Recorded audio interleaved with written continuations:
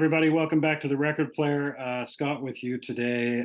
Today at TRP, we're honored to be joined by a man who, as the guitarist and singer for one of the world's most successful bands, the Moody Blues, he was responsible for writing some of the greatest songs in rock history, from Tuesday Afternoon, Question, Gemini Dream, In Your Wildest Dreams, I Know You're Out There Somewhere, The Voice.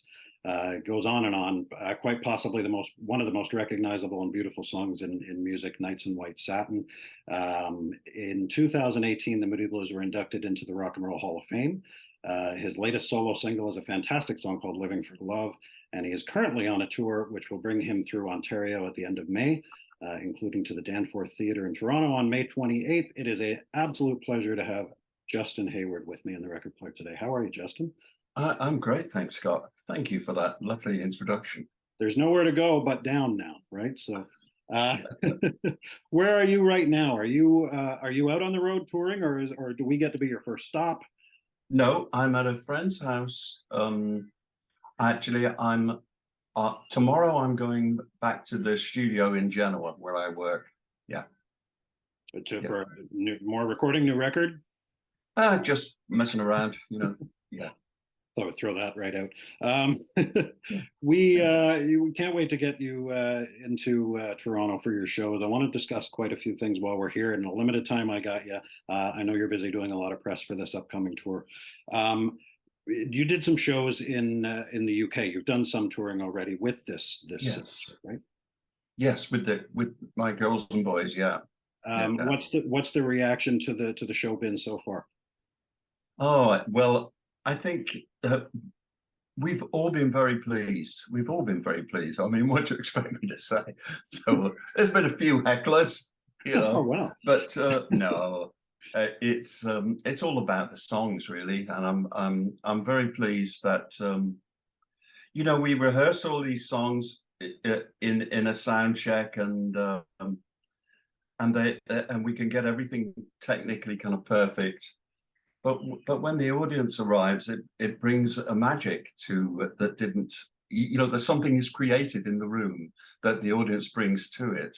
And I'm very pleased that these songs mean something in people's lives, and that's something that's it's a joy to experience. And the people that I'm with, Mike Dawes is a genius. If you've ever seen him, he'll be opening the show for me. Young guitar player. Julie Reagans, who was with the Moody's as well on keyboards and vocals, and Carmen Gould on flute. And yeah, I think we do things from most of the albums right with me from the beginning, stuff what I wrote, and I get to do Forever Autumn as well, which is nice. So I think there's something there for everybody. Great. I mentioned having such an extensive catalog of music.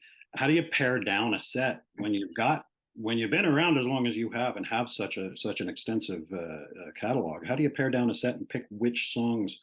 Is it a mixture of what you want to hear and what you think the audience is going to want to hear? Well, there's what you want to play. Sorry.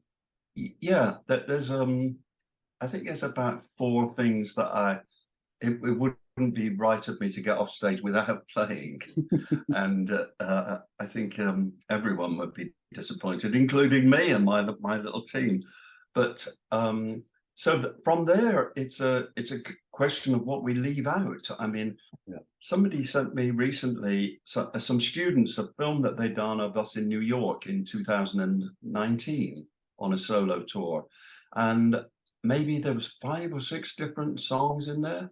It was really quite revealing. And then I was talking to Julie about it yesterday, and we'd forgotten we did sort of certain things, but we tend to just replace things. Like now we're sadly having to drop something, but nicely having to replace it with Living for Love, and that's the way it goes. Yeah. Which is a fantastic song. I've heard some artists say that they get sick of performing certain songs every night over and over.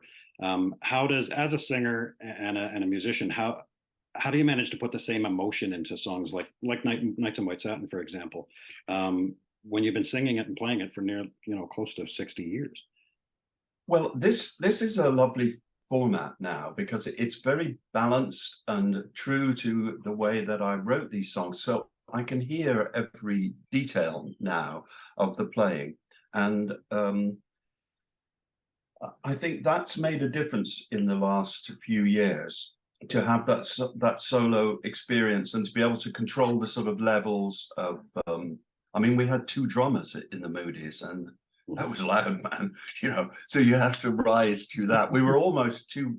We always were kind of almost two bands. One that was a studio band with a different balance and mix, and one that was a touring band.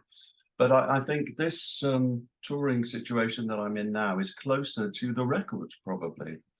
But like I said before, it's I'm asked to turn up a lot of places, and you mentioned nights and do that, and particularly last Christmas, there's often, hey Justin, will you come along and just do nights, kind of thing, and you can see what it means to people, and yeah. I try to explain it, but there it is. I'm very happy that and Tuesday is kind of the same too, really. Those songs. Yeah. I mentioned the latest song, "Living for Love," which again is amazing. Your voice is still so recognizable. As a songwriter, have you changed your process or your approach over the years? Or I mean, so many artists just tour now with their old music; they're not recording new music. Yeah. Or do you still write and use the same process that you've always used, or have you changed things over time? Well, I'm still no, I still use the same kind of process, and I always used to be the group member from hell, really, because I'd know exactly what I wanted to do before. Some guys would really get it through a sort of jam session in the studio, and this is the same for every group or with everybody, I think. And some people like me would have everything ready the night before and know exactly what I wanted people to play. And people would say, "What about this?" Yeah, great. But, try my way first. And yeah, the process is still the same. I think if I need drums, real drums, I would go. I know someone, a guy that I've worked with many times, and a girl flute player around here as well. That is always that's always interesting, that contribution. But more or less, but I still do it really what I want to do, and I'm very blessed to have a partner in Alberto Parodi. We've been working together for 25 years now, and he'll make it happen. And that's the art of recording, really. I can turn up with what I want to do and have it all in my head.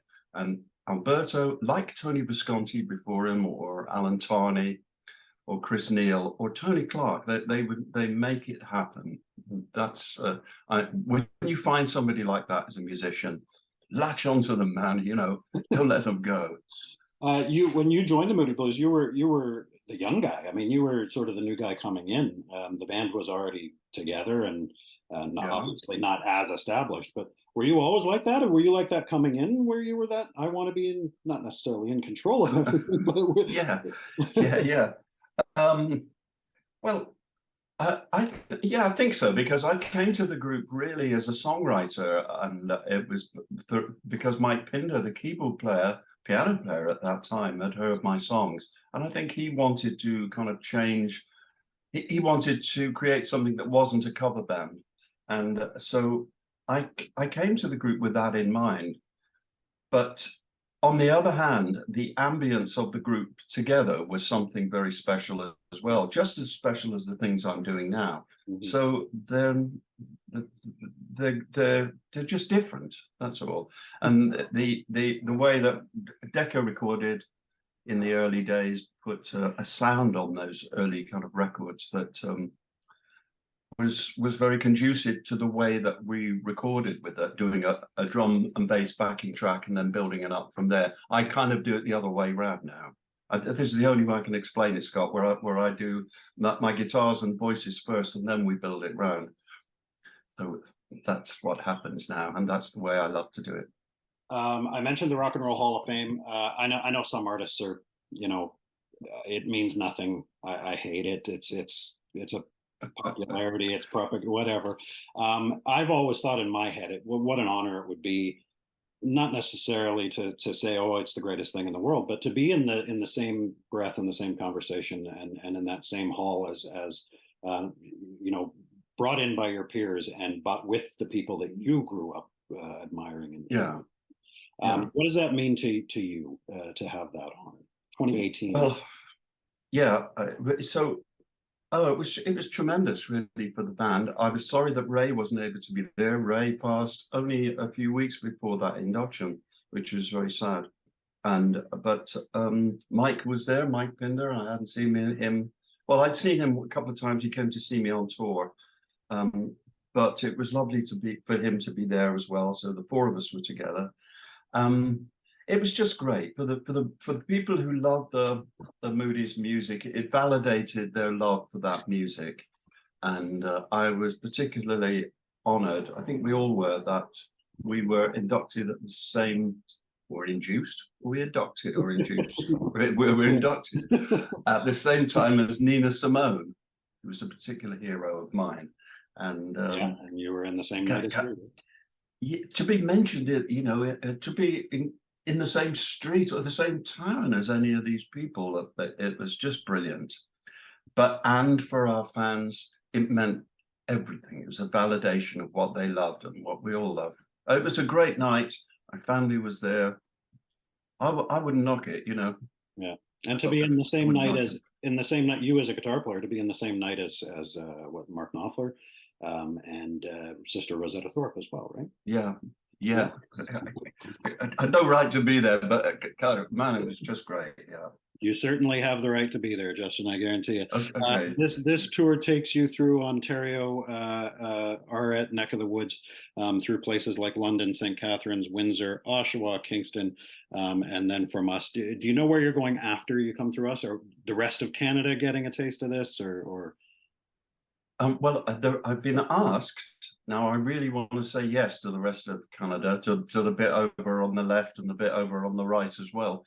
But we're heading south after this and going through the US and doing some gigs in the northeast of America, keeping my little band of players and techs together.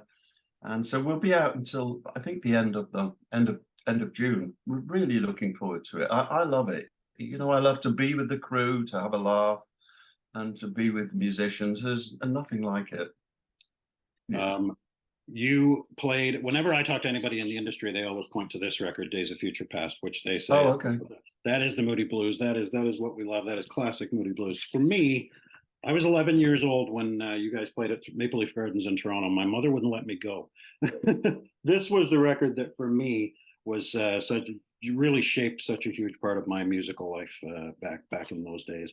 I didn't get to see it until the CNE 10 years later in 1991. So I'm really looking forward to this show at the Danforth. And it's I can't wait. It's Justin Hayward performing solo stuff as well as Moody Blues stuff as well. I've spoken to so many artists over the years, Justin, who list the British Invasion and the Beatles and the Stones and all that stuff.